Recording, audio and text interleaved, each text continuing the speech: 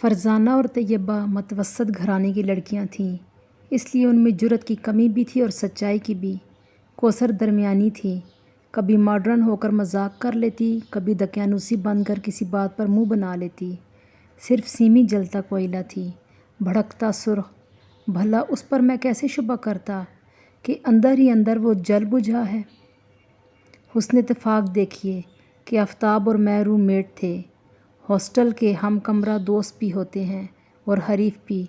ان کا سب سامان سانجھا بھی ہوتا ہے اور اس میں شراکت کے باعث ان میں جھگڑے بھی رہتے ہیں۔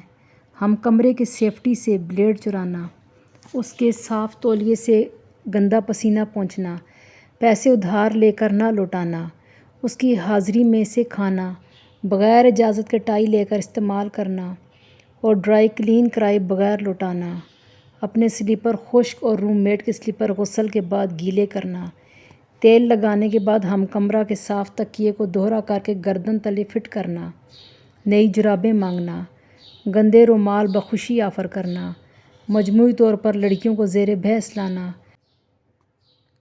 اور اصلی لڑکی کے ذکر کو گول کر جانا، یہ سب باتیں ایک ہی کیوبیکل میں رہنے والوں میں چلتی رہتی ہیں۔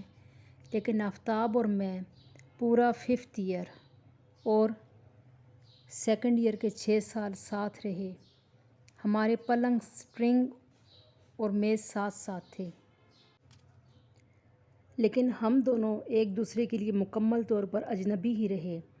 نہ صرف ہماری عادتیں مختلف تھیں بلکہ ہم مختلف ماحول کی پیداوار بھی تھے۔ اگر میں گھاس ہوں تو آفتاب پھول تھا، گورا چٹا کشمیری جس کی شربتی آنکھیں، براؤن بال اور بڑی چوڑی چکلی کاٹی تھی۔ اس میں قد سے لے کر رنگ تک، باتوں سے لے کر خاموشی تک، عادتوں سے لے کر جبلی سرشت تک وہ سب کچھ تھا جس سے لڑکیاں پیار کرتی ہیں۔ وہ شکلاً اتنا معصوم اور بھولا تھا کہ اسے دیکھ کر ہر لڑکی میں ایک ماں بیدار ہو جاتی۔ لڑکیوں کے سامنے اس بلا کا خاموش رہتا کہ سب کا جی محبوبہ کی طرح اسے گدگدانے کو چاہتا۔ ذرا سی طبیعت کے خلاف بات ہو جاتی تو اس کی شکل مجروح ہو جاتی، شربتی آنکھیں نمناک نظر آتیں۔ اب باتوں کے پھاہے لے کر سب لڑکیاں نرس بننے پر آمادہ ہو جاتیں۔ آفتاب قالین فروشوں کا امیروں کی ایسا لاڈلا اولاد تھی جس کی گھٹی میں پریم رچنا تھی۔ وہ اس قدر سیر چشم، سیر دل آدمی تھا کہ نہ اسے دولت کی بھوک تھی، نہ محبت کی، نہ وہ شہرت کی تلاش میں تھا، نہ ترقی کی۔ وہ ان تمام نعمتوں میں ہر وقت رہتا تھا، مچھلی جیسے جل میں رہتی ہے۔ اس کے لیے یہ سب کچھ سورج کی طرح ضروری اور سورج ہی کی طرح غیر اہم تھا۔ اس نے کبھی کسی کلاس میں کسی پروفیسر سے بحث نہیں کی، بس نما نما مسکراتا رہتا۔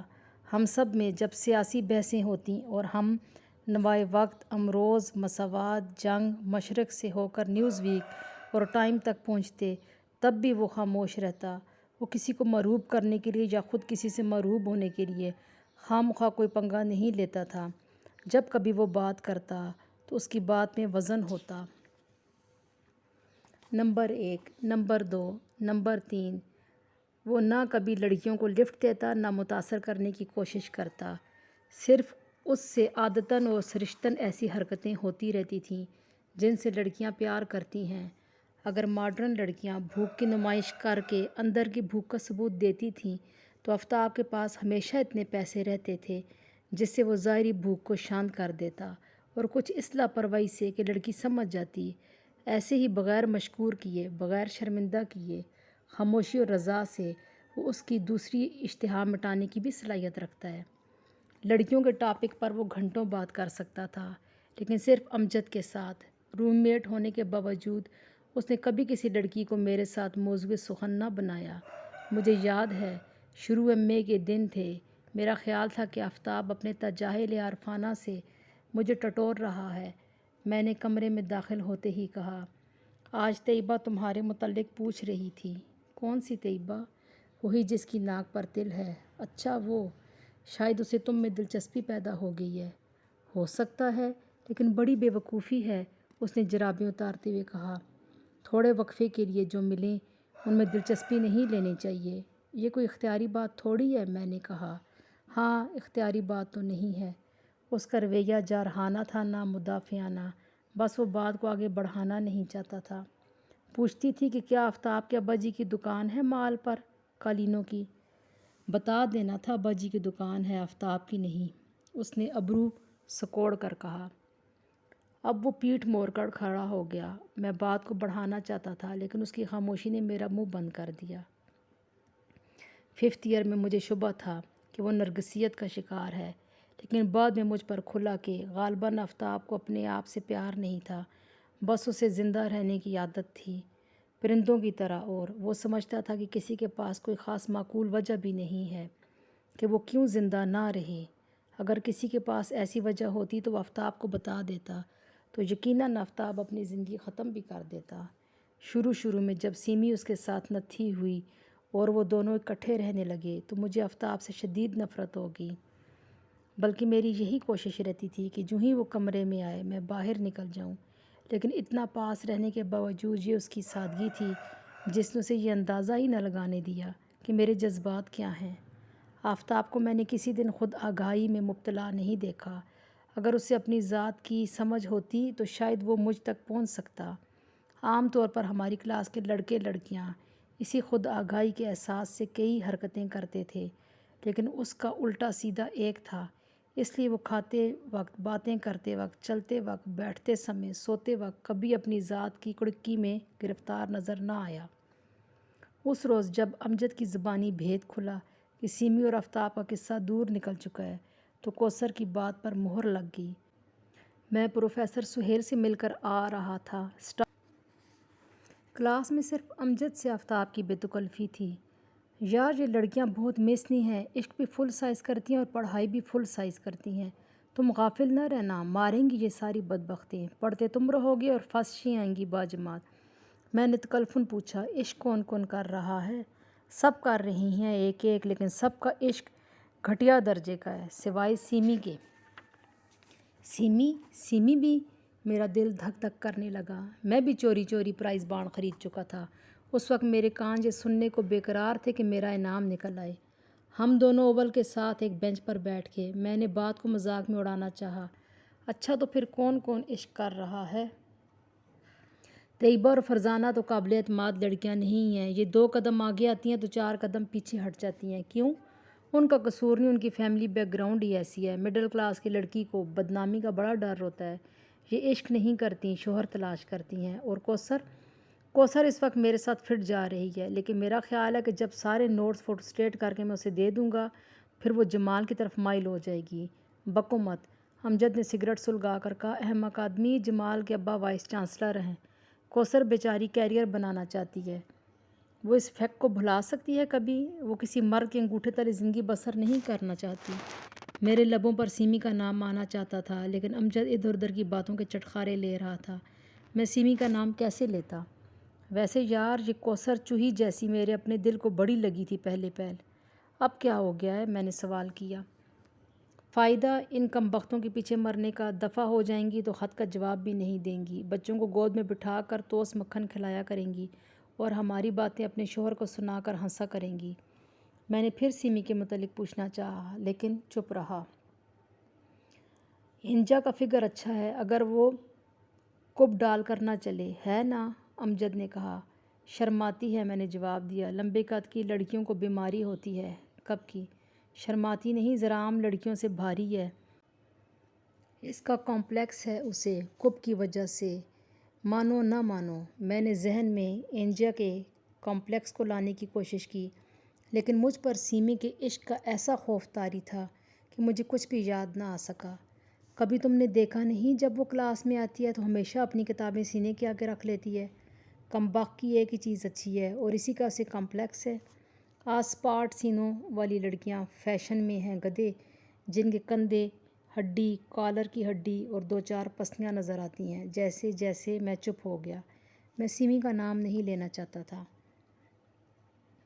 مدکوک لڑکیاں؟ امجد نے سوال کیا۔ ہاں تو اور کیا، کھیتوں میں کام کرنے والی صحت مند لڑکیاں اچھی لگتی ہیں؟ توبہ توبہ، وہ تو پینڈو لگتی ہیں، پینڈو۔ ہمیں تو اطالوی تصویروں کی لڑکیاں پسند ہیں، اونچی اونچی۔ وہ عورتیں تھیں، عورتوں کا زمانہ گزر گیا۔ سیمی جیسی لڑکیاں؟ امجد نے بالآخر اس کا نام لے لیا۔ بالکل ایسی جس کی ہنسلی کی ہڈی نظر آئے، ہاتھوں کی نسیں ابھری ہوں، گالوں کی ہڈی اوپر کو اٹھی ہوئی دکھائی دے۔ لعنت بھیجو، میں تو ان اشتہاروں میں برداشت نہیں کر سکتا۔ زندگی میں کیا پسند کروں گا؟ اس لیے کہ تم پینڈو ہو، تمہاری بیک گراؤنڈ دیہاتی ہے۔ آفتاب بھائی کی بوٹی ہے، پتہ نہیں اسے یہ مریل سیمی کیوں پسند ہے۔ امجد نے لمبا کش لگایا اور بولا، اور آفتاب کون سا آکسفورڈ کا پڑھا ہوا ہے؟ بھائی کی بوٹی کو سیمی پسند ہے؟ یکدم آسمان سے بجلی گرجی اور میرے پرائز بانڈ پر غلط نمبر پرنٹ ہو گیا۔ آفتاب کو؟ اچھا، اب بننے کی کوشش مت کرو، تم اس کے روم میٹ ہو، تم کو پتہ ہوگا۔ وہ مجھ سے ذرا بھی فری نہیں ہے بابا، اس کا عشق تو آخری مرحلے میں داخل ہو گیا ہے۔ کیا مطلب؟ میں نے اپنے حسد کو چھپاتے ہوئے کہا۔ اتنی جلدی؟ کیسے؟ یار آفتاب تو سیمی کو اپنی ماں سے بھی ملانے لے گیا تھا، لیکن غالباً کشمیرن بڈھی نے پسند نہیں کیا سیمی کو۔ میں بھی اس کی جگہ ہوتا تو ناپسند کرتا۔ میرا جی چاہتا تھا کہ کراٹے کا ایک ہاتھ اس کے جبڑے پر ماروں، لیکن اس وقت امجد مجھ سے بے حد دوستی کا اظہار کر رہا تھا۔ تم اس قدر غائب مت رہا کرو قیوم، کچھ کلاس والیوں کے حالات پتہ ہونے چاہیے۔ 1 روپیہ ہے۔ میں نے جیب میں ہاتھ مارا۔ یار منی بس والے ذرا لحاظ نہیں کرتے، ساری بڑی بسیں 10 پیسے لے کر سوار کرتی ہیں، لیکن یہ روپیہ لیتی ہیں پورا ماڈل ٹاؤن کا۔ اس پاکستان کا کیا بنے گا؟ وہ روپیہ لے کر چلا گیا، لیکن میں نہ پاکستان کے بارے میں سوچ سکا نہ بسوں کے متعلق۔ ان دنوں مجھ پر سیمی کے عشق کا دورہ پڑا ہوا تھا۔ جب اظہار عشق سے ناواقف ہو تو اس میں اندر ہی اندر بہت زیادہ تخیر پیدا ہو جاتی ہے۔ سیمی کی ہر بات کو غلط سمجھنا آسان تھا۔ وہ ہر لڑکے کو دلچسپی اور تجسس سے دیکھنے کی عادی تھی، جن سے مخالف سے ایک خاص حد تک دوستی کو اپنا پیدائشی حق سمجھتی تھی۔ ان لڑکیوں میں سے تھی جو گھر آئی محبت کو سوغات کی طرح سمجھ کر تھینک یو کر کے رکھ لیتی ہیں۔ مشکل یہ ہے کہ کبھی کبھی اپنے رویے سے ماتوب عشق اس وہم میں مبتلا ہو جاتے ہیں کہ دونوں طرف برابر آگ لگی ہوئی ہے، حالانکہ وہ صرف نائس ہو رہی ہوتی ہے۔ ہم دونوں ایک ہی کلاس میں پڑھتے تھے، لیکن میری فیملی بیک گراؤنڈ کچھ ایسی تھی کہ میں نہ تو از خود کبھی کسی کے ساتھ والی سیٹ پر بیٹھنے کی جرات کر سکا، نہ ہی باتوں میں اپنی قلبی کیفیت بیان کر سکا۔ میں اپنی جماعت کا فلاسفر تھا۔ وہ بڑی بڑی دیر تک میرے پاس بیٹھ کر باتیں کرتی رہتی، لیکن یہ تمام گفتگو علمی نظریات پر بالکل غیر ذاتی ہوتی۔ اس لیے میرا معمول تھا کہ میں کالج جانے سے پہلے ایک خط تحریر کرتا، اس میں اپنی تمام محبت کو کھلم کھلا ظاہر کرتا، کالج سے واپسی پر یہ خط پھاڑ دیتا اور اپنی ڈائری میں احتیاط سے وہ تمام باتیں رقم کرتا جو اس کے اور میرے درمیان ہوتی رہتی تھیں۔ میں سیمی کے رویے سے کبھی تشکیک کا شکار نہیں تھا، میں تو الٹا اس نشاط کے سہارے زندہ تھا کہ جو کچھ مجھے کہنا ہے سیمی کا خاموش رویہ اس پر ساد ہے۔ امجد کے جانے کے بعد مجھے سمجھ نہیں آ رہی تھی کہ پچھلے تمام وقفے کو کس کھاتے میں ڈالوں۔ کرسمس کی چھٹیوں میں صرف چند دن تھے، میں ان چھٹیوں سے ویسے ہی خوفزدہ تھا کہ اس خوف میں یوں اضافہ ہوا۔ امجد کے جانے کے بعد سیمی آ گئی۔ ہم دونوں دیر تک کیفیٹیریا میں بیٹھے رہے۔ وہ کچھ کہنا چاہتی تھی، میں بھی کچھ کہنا چاہتا تھا، لیکن ہم ادھر ادھر کی باتیں کرتے چلے گئے اور کوئی بھی اندر کی بات نہ کر سکا۔ امجد کی باتیں سن کر اب مجھے سمجھ آ گئی کہ دراصل وہ کیا کہنا چاہتی تھی۔ جب ہم اٹھنے والے تھے تو وہ بولی، میں پڑھائی چھوڑنا چاہتی ہوں قیوم۔ ہیں یہ کیا عقل ہے؟ بس مجھے دلچسپی نہیں رہی۔ فائنل میں وقت کون سا رہ گیا ہے؟ وہ آج ملک شیک کے ساتھ آلو کے چپس نہیں کھا رہی تھی، حالانکہ یہ دونوں چیزیں وہ ہمیشہ اکٹھی اندر ڈالتی تھی۔ میں سوشیالوجی کے قابل نہیں ہوں، نہ سوشیالوجی میرے قابل ہے، یہ ایک چھوٹا سبجیکٹ ہے۔ اچھا منہ بند کرو۔ میں سوچتی ہوں اگر میں پنڈی چلی جاؤں تو وہاں جا کر کیا کروں گی؟ صاف ستھرا شہر ہے، وہاں کوئی جاب مل جائے گی۔ اب میں ہاسٹل لائف سے بور ہو گئی ہوں۔ ہر ماڈرن لڑکی بہت جلدی بور ہو جاتی ہے، اس لیے میں نے اس کی بات کو سنجیدگی سے نہ لیا، لیکن وہ سنجیدہ تر ہوتی چلی گئی۔ قیوم، میں تمہیں ایک بات بتاؤں، جب کوئی آدمی ناکام ہو جاتا ہے تو پھر وہ اپنے آپ کو انالائز کرتے کرتے فلاسفر بن جاتا ہے۔ میں بھی اپنے پرائے کا فرق بھول گئی ہوں۔ کبھی کبھی لگتا ہے کہ میں ہاسٹل چھوڑ کر اپنے گھر جا کے بیل بجاؤں تو گھر والے مجھے ایسے ملیں جیسے اپنے ہوں۔ کبھی لگتا ہے کہ میں اپنے گھر کے برآمدے میں جا کر کسی کو آواز دوں تو کوئی باہر نہیں نکلے گا، سب میری شکل دیکھ کر لوٹ جائیں گے، مجھے پہچان نہیں سکیں گے۔ کیا میں جنسی طور پر فرسٹریٹڈ ہوں قیوم؟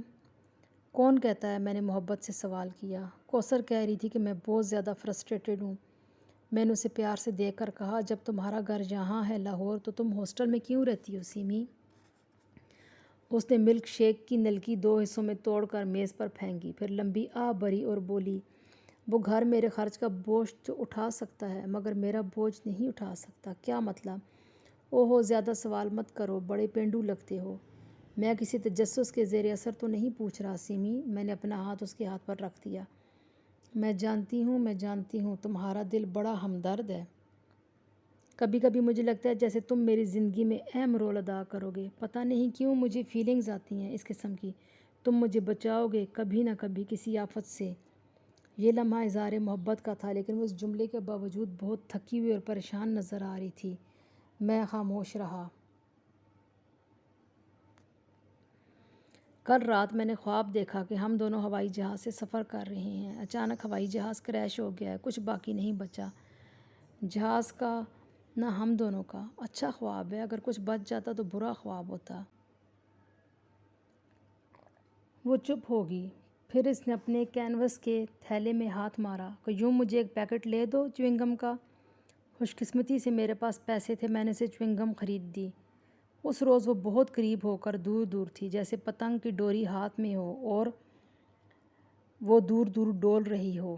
تم سوشیالوجی کے اسٹوڈنٹ ہو قیوم، کبھی تم نے سوچا ہے پاکستان کی اصل بد نصیبی کیا ہے؟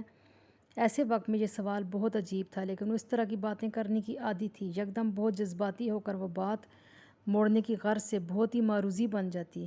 دراصل پاکستان کی سب سے بڑی ٹریجڈی جنریشن ہے جنہوں نے پاکستان بنایا ایک آئیڈیل کی خاطر، اور اب وہ خود نظریہ پاکستان تلاش کر رہے ہیں بیچارے، تاکہ ہم کو سمجھا سکیں کہ پاکستان کیوں بنا۔ بیچارے لوگ، ہمارے پاس تو پاکستان ہے، ہم نظریہ پاکستان کو کیا کریں؟ اب ہم دونوں خالص طالب علموں کی طرح دیر تک پاکستان، نظریہ پاکستان، موجودہ پود اور پچھلی نسل پر باتیں کرنے لگے۔ ابھی کچھ دیر پہلے وہ بے جان تھی، اس نے اپنی ٹانگیں سامنے میز پر رکھی ہوئی تھیں اور گلابی چشمے کو کینوس کے بیگ پر لاپرواہی سے ڈال چھوڑا تھا۔ اب وہ گردن آگے کیے دونوں ہاتھوں کے اشاروں سے باتیں کر رہی تھی اور ایسی تار کی طرح زندہ تھی جس میں سے کرنٹ گزر رہا ہو۔ یار قیوم، پاکستان صرف 2 نسل کی کارگزاری ہی تو ہے۔ یہ پچھلے 25 سال جس میں ہم ماں باپ بوڑھے ہوئے اور ہم جوان، یہ وقفہ، یہ کڑا ہے، سب نے اس میں اتنا کچھ ڈالا ہے، ہمارے جنریشن نے، ہمارے ماں باپ نے، اور آج تک نہ کچھ میٹھا پکا ہے نہ نمکین ہے نہ۔ میرا سوال وہی ہے سیمی، تم گھر کیوں نہیں چلی جاتی؟ تم سوشیالوجی کے طالب علم ہو کر میری بات میں دلچسپی نہیں لے رہے؟ لعنت، لے رہا ہوں۔ غور کرو، سوچو ذرا، تجزیہ کرو ساری سچویشن کا۔ پاکستان کو جو امیر طبقہ ہے وہ 47 میں جوان تھا اور غریب گھرانوں سے تعلق رکھتا تھا۔ اس نے ادھر آ کر، یعنی ادھر پاکستان میں مائیگریٹ کرنے کے بعد اس سوسائٹی کے ہر خلا کو پر کیا۔ چونکہ ہندو سے مقابلہ نہ تھا، اس لیے یہ طبقہ، یہ ایمبیشیس طبقہ بہت جلد آگے نکل گیا۔ اس نے قیوم، ذرا غور سے سوچو، اس طبقے نے افسر شاہی کی وہ روایتیں اپنائیں جو انگریز کی تھیں۔ اس نے وہ تجارت پیشہ پیدا کیے جو آج بزنس میگنیٹس ہیں۔ اس نے ان بینکروں کو جنم دیا جنہوں نے سارے ملک کو نوٹ زدہ کر دیا۔ اس طبقے سے وہ پروفیسر اٹھے جنہیں تعلیم سے زیادہ گریڈوں کی فکر تھی۔ وہ ڈاکٹر سامنے آئے جو بیرونی ممالک میں اس لیے عمریں گزارتے ہیں کہ وہاں پیسہ زیادہ ہے۔ اس طبقے سے ہی دانشور پیدا ہوئے جن کی اپنی کوئی کنوکشن نہیں، ان کی سوچ چاہے سرخ چین سے آگے آئے یا سرمایہ دارانہ نظام سے، ان کی اپنی نہیں ہوتی۔ گریڈ میں مبتلا یہ لوگ ہمیں ایک ہی میراث دے سکتے ہیں، کانفلکٹ، اندر کا تضاد، حالات کا تضاد، شخصیتوں کا تضاد۔ تم کیوں چاہتے ہو کہ میں واپس اس گھر میں جاؤں جہاں سے اور کچھ نہیں مل سکتا تضاد کے سوائے؟